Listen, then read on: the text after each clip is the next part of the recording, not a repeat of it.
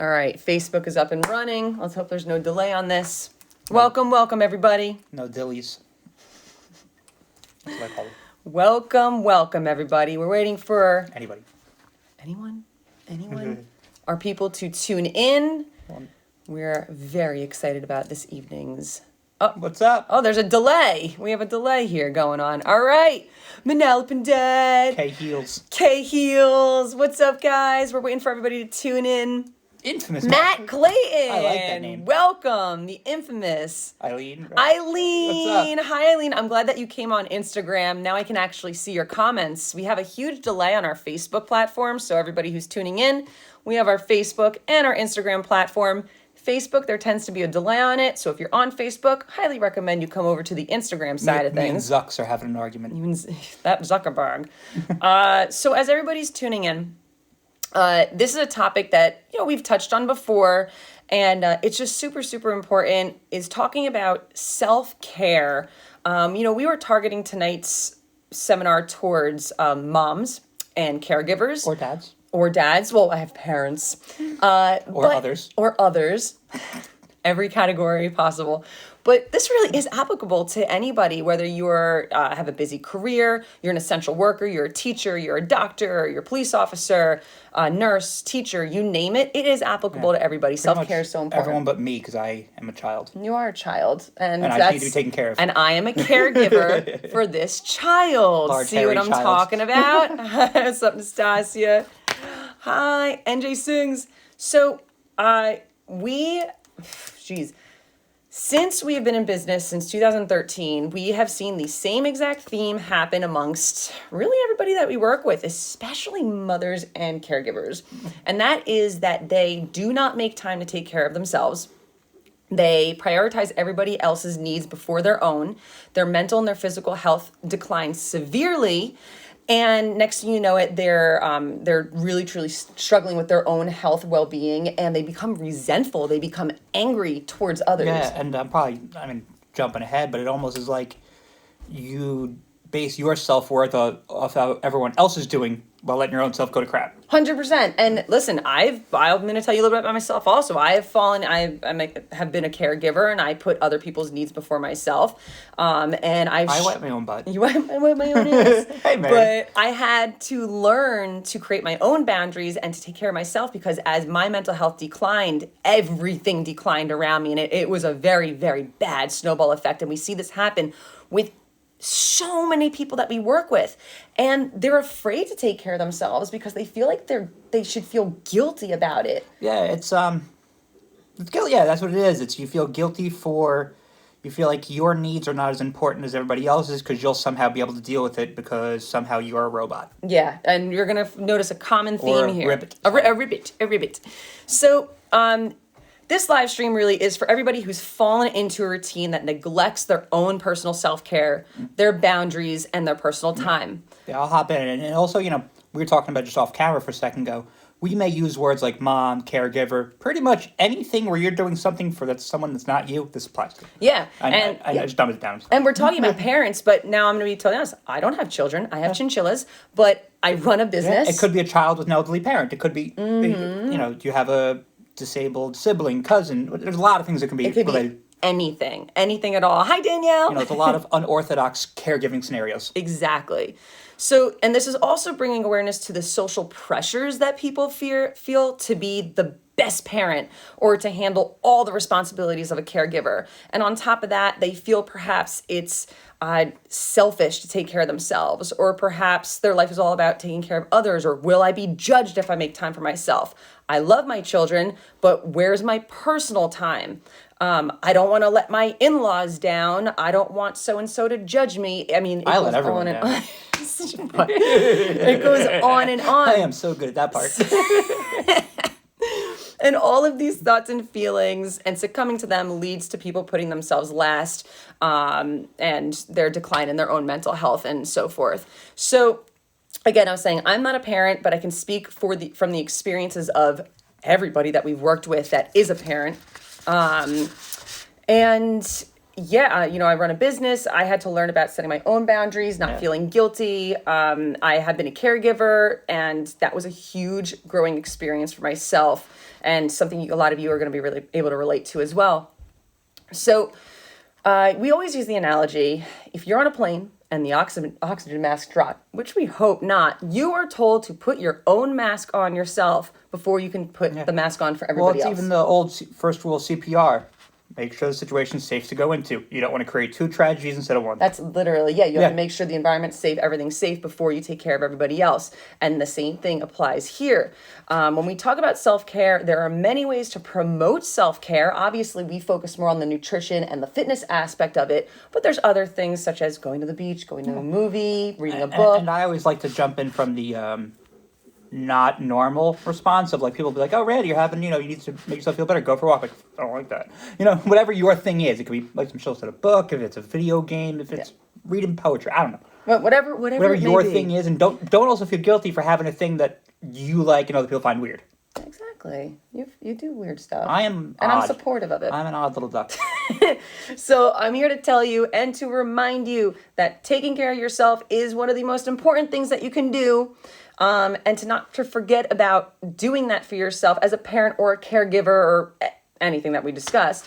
When your needs are taken care of, you can care for others and they will benefit from you as well. A lot of people are nervous about quantity, their time being taken away from other people. But if you make time for yourself, now the time that you spend with other people will be more quality. Yeah, and now this is something that depends on every different scenario. Some scenarios are like, husband, wife. You can say, Randy, shut up for 2 hours. I need to do something for myself. Now, it could be different if it's, you have a child that needs to be up at a certain time, a caregiving situation, someone needs to be at a doctor's appointment at certain times. These may be scenarios where you have to find more creative ways to find you time. Right. And now, bouncing off of that, we're not here to tell you to go to the extreme polar opposite that you become this completely selfish person. You should never neglect what someone needs. Don't neglect what other people need, but it's going to come down to time management, things like that. But there is a balance. There is such thing as setting boundaries for yourself. There is such thing as making time for yourself and still being able to take care of everybody else if you're in one of those positions. And also, I think realizing someone needing a sandwich for someone needing a doctor's appointment are 2 different things. Yeah. If you can't go to your spa thing because somebody needs to be made lunch who can clearly make their own lunch, have a discussion. Yeah, well, and discussion. So another thing about this is communication. If you have a significant other that you can help delegate and handle responsibilities with, it comes down to communication, understanding, and being able to work together as a team. If you have brothers or sisters that can help you take care of your parent, for instance, you need to be able to communicate and work on that together. Whether it's taking shifts, different days, there's a lot of things that have been done, probably a million things that I can't think of. But, it can be figured out, and usually the the person receiving the care sometimes feels as guilty as you do for needing the care. So sometimes if you make it feel like they're a part of it more than just a passive receiver, it can be good as well. Yeah, that's awesome. Cool. That's good. I like that. So when we're talking about parents, they have social and cultural pressures of being the perfect mom or the perfect dad. Social media pressures of having the perfect family. Every birthday party is a Pinterest perfect party. Yeah, the every perfect Pinterest picture.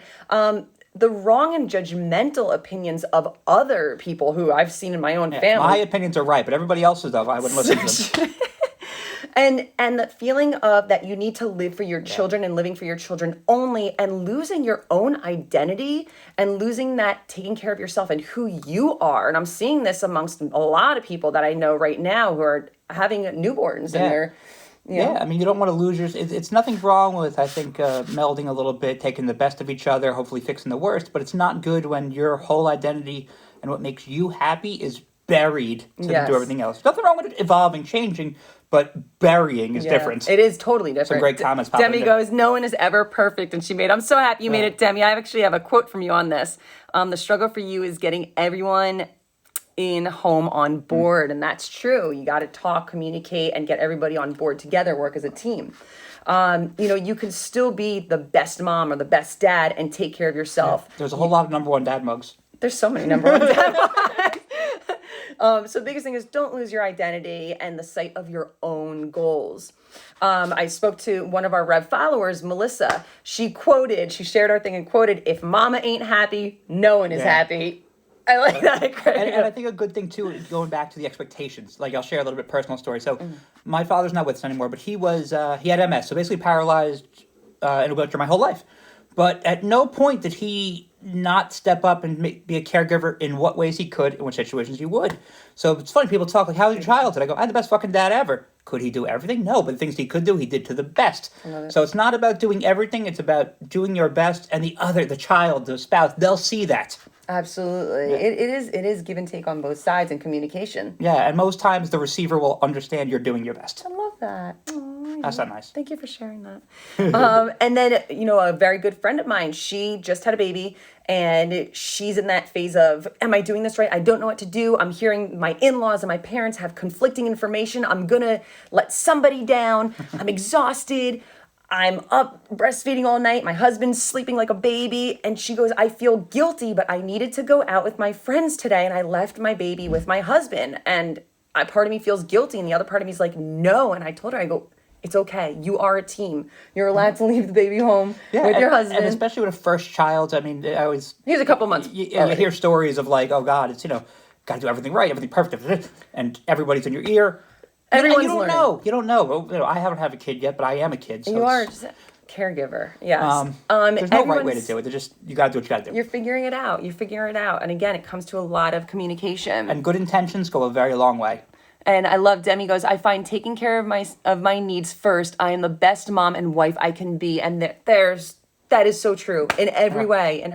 Yeah, and I'm just not going to try and get you off board. So you go do your thing before I derail us anymore. So when it comes to the caregiver, a lot of this is going to cross over, but when you're a caregiver and you've experienced trauma as well as being a caregiver, the combination of loss, prolonged stress, the physical demands of being a caregiver, the biological vulnerabilities that come with age place your health at significant risk. And can lead to a lot of serious health issues down the line for yourself. So family caregivers are also at increased risk for depression and excessive use of alcohol, tobacco, and other drugs. It is an emotional roller coaster. Well, it's like we always talk about with physically being obese and stuff like that. You put excess stress upon your heart, your arteries, all this stuff. When you're doing this mental health stuff, think of it as putting extra stress on your brain, extra stress on the parts of your body that are going to give you coping tactics. So adding that extra dysfunction to your body is going to make things break down easier. Adding extra dysfunction to your mental faculties is going to make that break down faster.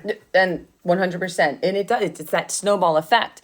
Nastasia said, recently I laid the laws down in the family so I can be on point to even serve anyone. And it felt hella good, regardless of the uncomfortable conversation. And there is going to be an uncomfortable conversation with this. There can be. And most times, I think the most uncomfortable part is just thinking about having it. Usually. Yeah, and then you have to learn communication skills. Make sure you're not attacking anybody, but and we'll get into later what happens when it's not reciprocated or a toxic situation. I think we'll get to that in a little bit. Perfect. Exactly. Yeah. And I do love, so Demi had said something before, the last 10 years of my life is this exact topic. It's not easy to do and change this, but it is doable. It takes commitment, self-love, self-worth, consistency, and above all, healthy boundaries. And that is something I learned this year myself. And knowing that perfect doesn't exist. Yeah, and as well as that, you always hear those things said, and they're wonderful, but I think people forget that they're a pyramid, and you can't have self-worth, self-love without even starting at the base level of those, the Haslow's hierarchy of needs things. Yeah. You can't worry about those higher level needs without the base needs. Precisely. So you want to make sure that you're stopping chronic and progressive illnesses for yourself and make sure that you really handle these things now. And as well, think of, how much effort you put into taking care of that person. If you take yourself out of the situation by this, man, you're putting everyone else in a worse situation. Literally. And we've seen that happen before. We have seen that happen before. So now we're talking for both, for parents, for caregivers, for anybody who really can relate to this in a different aspect, whether it's career-based or being a worker where people are depending on you. Ask for help. Most of us run into this issue because we are the type of people who don't ask for help. That's me. I am terrible at asking for help. I feel like a burden asking for help. I feel like an inconvenience. And I am. I feel like an inconvenience. That is something I've struggled with for a long time. And learning to delegate things, to communicate and ask people for help is something that I had to practice. And I will tell you right now, holy crap, it changed my life. And to trust that people can do these things that I And ask. it comes down to, the things that you don't mind doing, those are the ones you hold on to. Things that you think, I don't like this to begin with, maybe I can delegate Exactly. it. And, you never know. Yeah, you never know unless you try, to be honest. So again, these are for the people who can do it all by themselves. And if you're tuning in on this, most likely you're one of those people. Yeah. Yeah. You sound like you were going to say I have tons of stuff to say, but I'll just keep going. So again, for both, do something every day that makes you smile and fills your soul. All right. So like we work for other people, we care for other people. You need to do something that's going to recharge you and revitalize you. Yeah, and that doesn't mean you need 7 hours to do it. Find your time, whether it's you read one chapter of your book, watch one 20-minute TV show, you go for a walk around the block. If you're really limited on time, it doesn't mean everything needs to be an event. It could just be stepping out for those, getting out of your head for a couple minutes. 100%. It's nice when you get the hour, but it is nice when you get the hour, but not a lot of things can be done in a half hour or just 10 minutes. 10 minutes. Sometimes it just takes a bubble bath.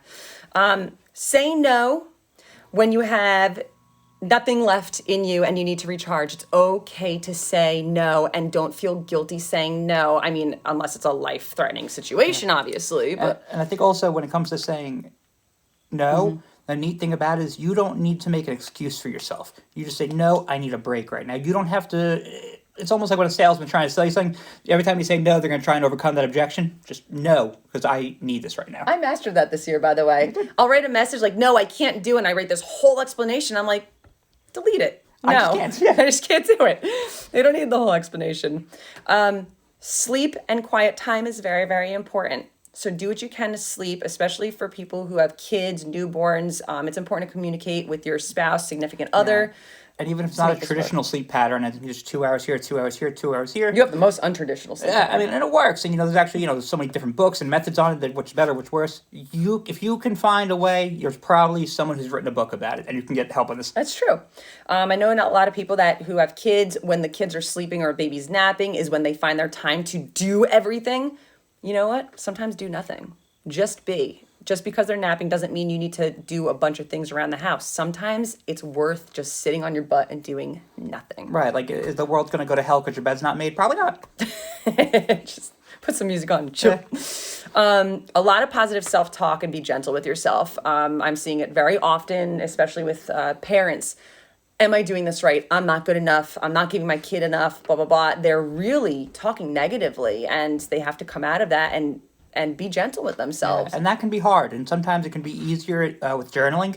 It can be as simple as, what did I do good today? What did I not do good today? And you realize, oh, okay. Yeah, it's true. It's true. So now when we're coming to meal prep and eating nutritious food, again, if you yourself are healthy, you can give your best to everybody else. And that's going to be where nutrition and fitness pull into this. So the number one thing is, who has time to cook? I don't have time to cook. Well, here's some tips for you. Have your groceries delivered. That is the beauty of the internet these days. Yeah, Instacart's freaking awesome. Instacart is fantastic. Make a list of healthy snacks and foods and have them prepared and readily available for you. So even if your nutrition habits are different from the rest of your family, you have your foods ready for you. When it comes time with the kids, have a friend over who will meal prep with you, and the kids could play. They keep each other company, and you can get your meal prep done. We've actually had a couple clients and friends who've had a lot of success with the meal prep dates. Yeah, meal prep dates. Yeah, it's really cool, actually. And they end up having fun. They put some music on, the meal prep, the kids and it goes are a lot faster. One person does all the protein, other does this, blah, blah. It's awesome. Yeah, it works. Crock pot and bulk food will become your best friends. It cooks itself. Meal prep companies. Again, we work with Eat Clean Bro, so just going to throw them out there. eatcleanbro.com/rev. Just add /rev to your website. Even you if get a it's discount. having 1 or 2 extra meals that you know, okay, if I'm in a pinch, I grab it, microwave, I'm ready to go. I can literally eat it and walk around. Yeah, for some people, they just need one meal from a meal prep service like that a day. They don't need all of them. So when it comes to cost efficiency, You can make it work. see what foods you can prepare on your own and see what foods are worth. Yeah, sometimes it's getting. always helpful. Veggies are the easiest, and sometimes the proteins take a little longer. So if you just need to order bulk protein, saves your life. Yeah. Demi goes, yes, positive journaling, what you were talking about before, is switching up the story in your head. Beautiful. It does go a long way. And then also, here's another option that people have done. They've changed their traditional roles. So when the wife is always cooking, if she's in a bind one day and she's like, listen, I could really use your help, the husband goes and he can grill up some food. Even if he's not the best cook, he'll figure it out. Everybody likes cereal. I can't. But sometimes it's worth changing up those traditional roles every once in a while to give yourself a break. You guys are the best. Oh, hi, Lauren. So now we're going to go over to the exercise component. And here we go. Who has time to work out when I can't even go pee by myself? Babies make the worst spotters. Babies are a good spotter. Ow. So if you're doing chores around the house, throw some upbeat music on and just kind of groove to it. And just, you can kind of make some exercise. You can groove. You can groove. Look at you go. You're grooving. Go for a walk while the baby is taking a nap in the stroller or a jog. We see it in this development all the time, we do moms. Actually, all the time. There's mommy baby exercise classes. A ton of them. Or you can do that with your friends. And a lot of them are free. Yeah, they are. There's a lot of free stuff. Where they just meet up at the, COVID's got everything a little changed up, but they meet at the park, they meet at the rec center. There's a lot of cool stuff like that. It is, yeah. We've worked with a few. Yeah, it's really cool. They're pretty neat. It's really neat. And also, when the baby's old enough, you could join a gym that has a daycare center. And the baby can work. And the baby can work. But you got to remember that fitness gives you energy. Fitness is going to help you stronger. It's going to give you more endurance. It's going to give you more mobility so you can have that quality time with your children. Yeah, and as well, if you're, grandchildren. If your caregiver situation recently changed, or maybe in the past you had a lot more time to devote to your fitness regimen, just because you can't do the 90-minute routine every day doesn't mean you can't do fitness. Yes. Fitness can be 15 minutes here, 15 minutes there. It takes a lot less than you think to be healthy. You can break it up. When I was prepping for a pro show, I broke my workouts up like that. Like, if I could get 15 minutes here, 15 minutes there, it was fine. And I was able to go to extremes with that method. Perfect is the enemy of good, especially in caregiver scenarios. Perfect is the enemy of good. We cannot stress it enough. Can't stress it enough. Not everyone can be Randy. You're perfect. So the other thing that people are missing out on, socializing with adults, because you never leave the house, so you don't have time to leave the house. And it could be as simple as FaceTiming while you're meal prepping, right? That's literally one of the things we're going to talk about. That's perfect. So it's almost like I read it before. It's almost like you read this. So here's some options. You can look for free or low-cost mother-child classes and activities. Many communities YouTube's a great one. Many communities have mother-baby social groups. Some could be pricey, but... I'm sorry, the way you said that, I'm imagining like a 1920s dive bar, like a social club. Well, social club. Yeah, I got the baby with a monocle. And... sorry, I just went off on a... Will there be a cigarette? Yeah. You got the flapper lady walking around, cigarette. Cigarette? Sorry, guys. You have a baby in your arm? Would he like a cigarette? God, what's wrong with us? So, but there are inexpensive groups or even free groups like we were talking about before, from libraries, community centers, a place of worship even. They exist. Those are actually big, awesome places. As much as, they can be really good spots for community. Absolutely. Reach out to your pre-baby friends. So the friends that you hung out with and partied with pre-baby, yeah, they're still there. And I've run into this myself. They might not be texting and calling you because they think you're busy, which you are, but they do forget that you do want to hear from them. And again, that's the thing that I do. I don't want to bother them. And sometimes you invite a non-baby friend over. They're happy to watch TV while you go take a poop. Oh, it's fantastic. And it's true. It's true. This is where your friends come in handy. Reach out to them. We get to go home today. You do. Aim to set up a play date or a coffee date with friends every couple of weeks. You have to have that time with them. Embrace the video chat, which we have all become very, very comfortable with during Corona. And if you look like crap, you just pop up an avatar. I like that. Embrace it. You can't go wrong with it. If you can't go to somebody's house where they can't come over, you can have time to just socialize and bullshit with people. It's important. You're allowed. If you have in-laws that live locally, Ask them to And watch that the don't kid. stress you out. And that don't stress you out. Because that can go both ways. Oh, yes, it can. Yeah. We've seen this. We sure have. I'm blessed with your mother as an As amazing am I. in-law. So ask your in-laws to babysit. Have a babysitter if you can. Or if it's kind of more of like an independent thing and you want to go out with your friends, take turns with your spouse or significant other. Say, okay, tonight's your night with the kid. I'm going to go out. And then vice versa. I'll have the kid tomorrow. You go out with your friends. And for someone like me, it might not be I need to go out, but it could be, can I have 3 hours to play video games tonight? Yeah. I mean, how many moms do we talk to that say, I wish I could just pee in peace. I just want to take a bubble bath. You just want to watch a stupid rom-com for 2 hours. Can you take the kid somewhere? Exactly. Because as we know, kids don't stop and they just keep going and going and going. They're like, come sit down, watch this movie with me. How many things did Emma do in 5 minutes the other day? Many things. But we also made a lot of weird noises and it was fun. You enjoyed that. I do. I like having somebody make weird noises with. Remember to stay hydrated. Hydration is so important and something that people Vodka doesn't count. Vodka doesn't count, but people often forget about it, Give yourself water. Your organs will thank you. And it's something you can carry around. Like, it's something you can do. Yes. And it's as simple as leaving an extra Poland Spring bottle in the baby bag. Leaving it in your backpack, whatever it is. Yes. And don't forget to practice good hygiene. How many people forget about good hygiene? I don't even know what you're talking about. I sure I am saving the environment. Yeah. So why is self-care so important? No idea. Even if it feels impossible. I don't Because know. it's not impossible. Again, let's take it back to those time management skills, which are going to be very applicable in situations like this. Yes, you might have to wake up a few minutes early to have that time, and that's okay too. Yeah. But first reason why self-care is important is maintaining a good sense of self-worth. I cannot tell you how many mothers and caregivers come to us that truly lose their identity, their sense of self-worth. I like to slash that. I go self-worth, self-identity. Self-identity. Yeah, I know they're different things, but I think they're both They important. lose it completely. Moms who have actually forgotten who they are. And to just remember, you're more than just a mom. There is more to being just a mother. Yeah. And it's a lot. Being a mom's a lot. And mom so is don't being- downplay it either. Yeah, it's not a downplay. Being a mother or a father is a tremendous responsibility. But you're still allowed to have you. You're still allowed to have Jessica or Adam or whatever your name is. Why self-care is also important. It sets a good example for your children. So many people forget this. And as well as when you create, especially with spouses, if you create habits that go on for a while and there's not great communication, people don't know there's a problem. They think you're doing great. When you only cry in the bathroom and no one sees you, no one knows what's wrong. Well, as husband and wife, we've worked on communication. Yeah, I tell you, I can't do it, man. I just can't do it, man. So you need to create that healthy environment, that nutritious and that fitness type environment for the kids, because as they grow up, they do absorb what you're doing. They do follow your footsteps to a certain degree, of course. You want to make sure that you're sleeping well, you're eating well, you're taking care of yourselves, and you're thriving for your children. Or whoever it is. People feed off it, even if it's, caring for an elderly parent, this or that.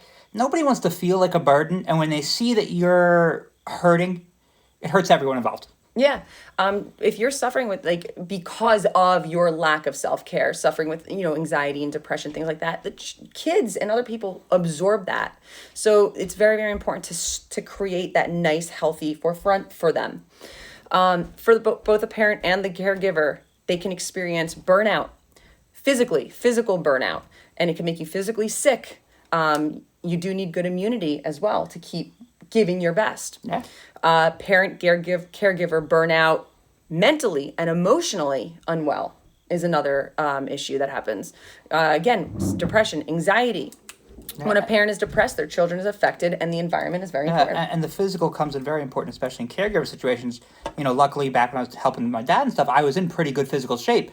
So if he fell or couldn't get up, I was there to lift him up. I could do that. We didn't have to call the fire department. So I was able to do it. Mm-hmm. So when you're in better shape, you could handle more situations. Perfect example, and I think a lot of people can relate to that in this.